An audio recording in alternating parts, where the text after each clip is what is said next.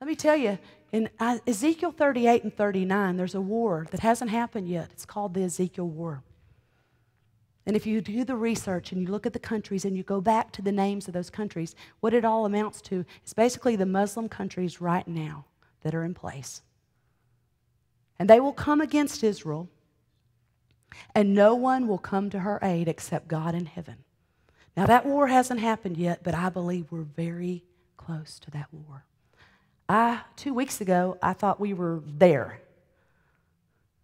Because, the United States isn't mentioned in the last days as a world power.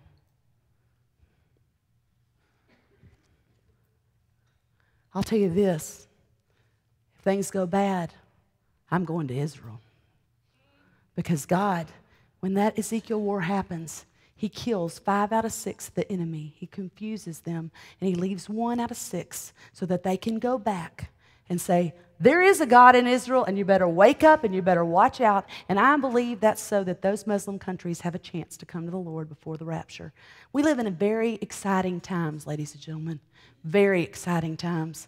In Matthew 24, Jesus says, when the fig tree blooms, and the fig tree is always Israel, know that summer is near.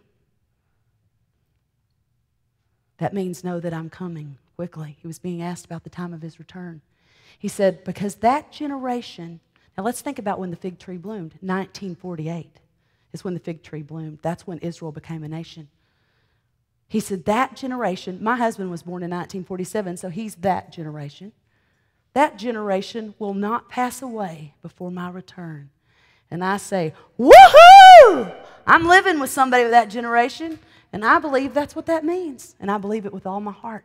We're in exciting times, ladies and gentlemen. Time is short. Time is short.